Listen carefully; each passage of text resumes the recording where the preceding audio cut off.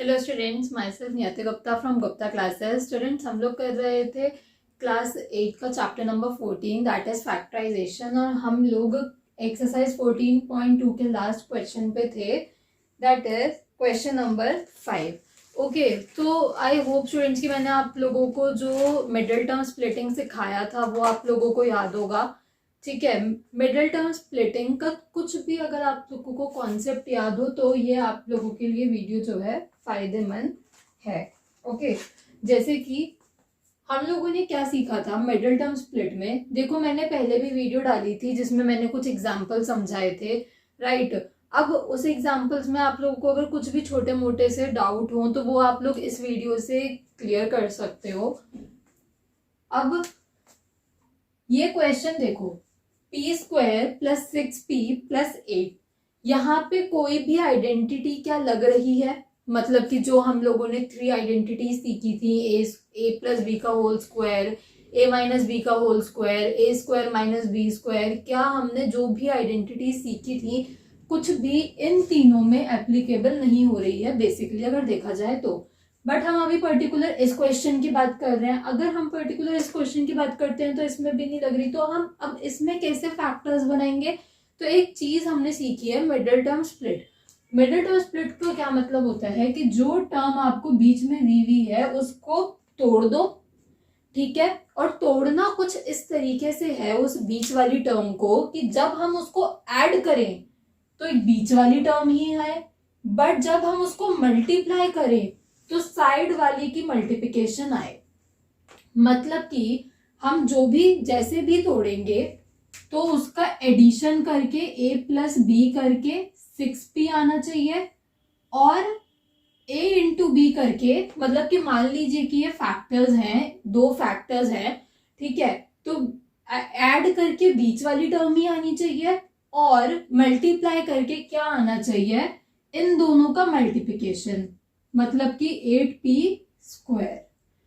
आप 8p² देख लो, या फिर क्या क्या आप देख सकते हो कि ओनली 8, क्योंकि जब भी हम उन टर्म को मल्टीप्लाई करेंगे तो p² तो अपने आप से आएगा ही आएगा।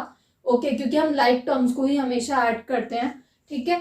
तो या फिर 8 आएगा, मतलब कि इसका कोएफिशिएंट 1 है इनटू लास्ट वाली की टर्म का जो भी आप लोगों को कांस्टेंट दे रखा है, यहाँ पे 8 दे रखा है, तो 1 × 8 दैट इज 8। ओके, 8 आप लोगों का आना चाहिए। अब कैसे हम इसको ब्रेक कर सकते हैं? देखो, हम 8 के अगर फैक्टर्स बनाए 2 तो क्या हो सकता है? 8 × 1 हो सकता है एक तो, और एक 2 × 4 हो सकता है, राइट। उसके अलावा तो कोई और 2 फैक्टर्स नहीं हो सकते हैं 8 के। तो अब हम क्या करेंगे, लिख दो p² + 2p + 4p + 8।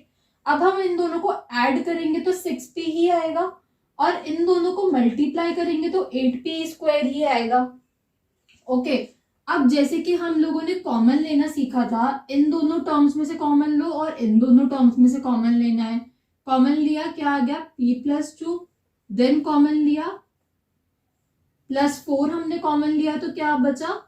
p + 2, है ना। हमें ये जो ब्रैकेट्स हैं वो हमें सेम ही रखने होते हैं, कि मतलब देखो, हमें क्या करना है, 2 ब्रैकेट्स बनाने हैं जिसमें जो दोनों ब्रैकेट्स हैं वो सेम होने चाहिए। सेम क्यों होने चाहिए? क्योंकि अगर ये दोनों ब्रैकेट सेम नहीं हुए तो आप फैक्टर्स में यहाँ पे क्या लिखोगे? आप लोगों के पास कुछ नहीं आएगा लिखने के लिए, ठीक है। तो ये ब्रैकेट्स आप लोगों के सेम आपके होने चाहिए, और फिर क्या बनेगा? p + 2, और जो ये टर्म्स बाहर हैं इनको बना के एक ब्रैकेट में लिख देना है। So this is your answer. Okay, I hope कि कुछ क्लियर हुआ होगा। अब नेक्स्ट पार्ट देखो, अब हमें क्या करना है, यहाँ पे हमें साइन का भी ध्यान रखना है, ठीक है। ये आप लोगों को करके दिखाने की जरूरत नहीं है। अगर आपके टीचर ने बोला है कि आप करके दिखाओ तो आप लोग करके दिखा सकते हो, वरना तो उतना कुछ स्पेसिफिक नहीं है, आप लोग डायरेक्ट सोल्यूशन कर सकते हो। Okay, second is q² - 10q + 21। अब 21 किससे बन सकता है? अगर आप ब्रेक करके देखो तो एक तो 21 × 1, और किससे बन सकता है? या तो 3 × 7 या 7 × 3। ओके, कोई और हमारे पास तरीका ही नहीं है 21 बनाने का, राइट। तो अब हम क्या करेंगे भाई, Q square minus 3Q minus 7Q plus 21। अच्छा, अब आप लोग बोलोगे कि यहाँ पे तो बीच में माइनस आ रहा है, तो कैसे फिर पॉजिटिव 21Q स्क्वायर बनेगा? अरे भाई, जब आप लोग माइनस को माइनस से मल्टीप्लाई करोगे तो वो तो पॉजिटिव ही हो जाएगा ना। लाइक अगर आप 3Q इंटू 7Q करते हो तो minus into minus plus 7 into 3 21, Q into Q 21 का स्क्वायर आ गया, वही जो हमें चाहिए था। और अगर हम 7 को 3 में ऐड करेंगे तो भी 10 ही बनेगा। ठीक है, तो यहाँ पे फिर हमें वही सेम प्रोसीजर अप्लाई करना है। यहाँ पे हम कॉमन ले लेंगे Q, देन अंदर क्या बचेगा Q माइनस 3। हमें यहाँ पे भी अंदर Q माइनस 3 ही चाहिए। तो अब हम क्या ऐसा लेंगे बाहर की अंदर के साइन चेंज हो जाए, मतलब कि ये जो 7Q है वो पॉजिटिव का हो जाए और ये जो 21 है वो नेगेटिव का हो जाए। राइट, हमने देखा ना यहाँ पे कि हमें अलग सा साइन चाहिए, तो हम माइनस भी कॉमन ले लेंगे।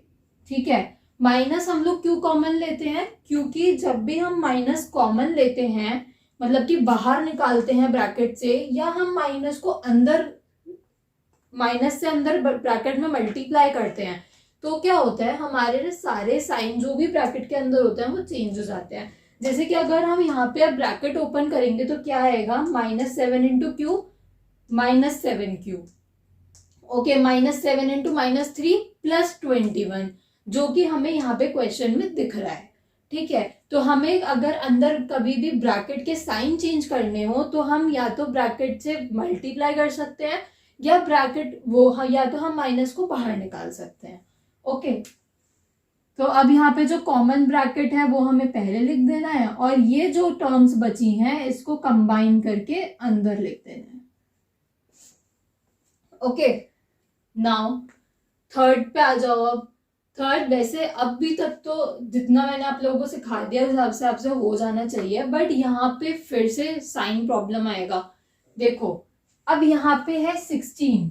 ओके, अब 16 के अगर हम फैक्टर्स बनाए तो एक तो 16 इंटू 1 और 1 इंटू 16 हो सकता है। फिर हम 16 के फैक्टर्स बनाए तो 4 इंटू 4 हो सकता है।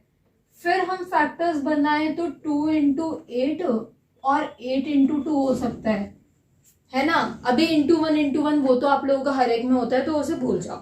ठीक है, बट यहाँ पे देखो कि 4 और 4, अगर हम दोनों मिडिल टर्म स्प्लिट में 4 लें तो क्या कुछ हो पाएगा? अगर हम 4 प्लस 4 करेंगे तो 8 आ जाएगा। अगर हम -4 करेंगे तो -8 आ जाएगा। -4 प्लस 4 करेंगे तो 0 आ जाएगा। तो ये तो हो गया क्रॉस, ये हम लोगों को पहले से ही पता है कि नहीं होगा। तो हमारे पास क्या पॉसिबिलिटी बची? ये वाली पॉसिबिलिटी बची, राइट।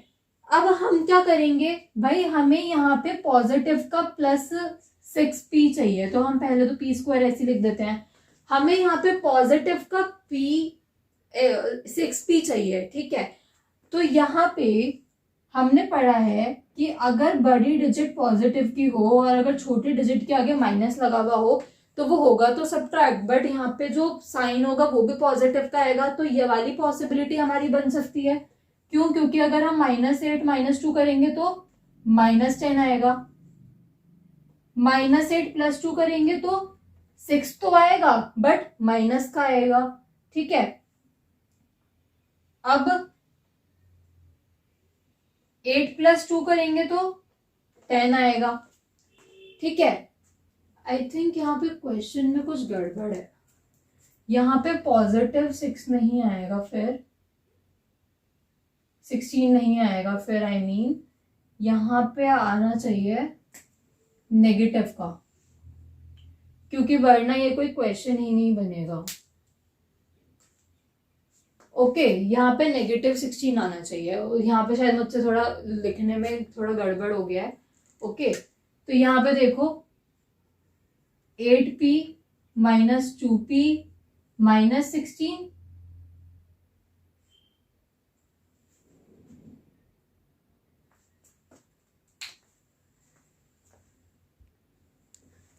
हाँ हाँ हाँ, ओके ठीक तो है, ठीक है। P square plus 8p minus 2p minus 16, यहाँ पे मुझे लिखने में थोड़ा गड़बड़ हो गया था, यहाँ पे -16 ही आएगा। ओके, अगर आप लोगों की बुक में भी अगर ये +16 ही लिखा हुआ हो तो प्लीज इसको चेंज करके -16 कर लेना, क्योंकि वरना ये कोई क्वेश्चन ही नहीं बनेगा। ओके, क्यों नहीं बनेगा भाई? क्योंकि हमें मल्टीप्लाई करके भी तो ये वाली इन दोनों टर्म्स की मल्टी प्रोडक्ट ही लाना है ना, तो इन दोनों टर्म्स का प्रोडक्ट क्या होगा? -16p² होगा, ठीक है। बट इन दोनों टर्म्स का अगर हम प्रोडक्ट करेंगे तो -16p² होगा, तो यहाँ पे भी तो हमें -16p² ही चाहिए ना। ओके, तो इस वजह से यहाँ पे पॉजिटिव तो आ ही नहीं सकता है, तो यहाँ पे हमें नेगेटिव ही रखना पड़ेगा। ओके, तो ये आपकी भी बुक में अगर मिस्टेक हो तो इसको ठीक कर लेना, हालांकि शायद मुझसे ही कॉपी करने में कोई मिस्टेक हुई होगी। अब यहाँ पे हमें क्या करना है?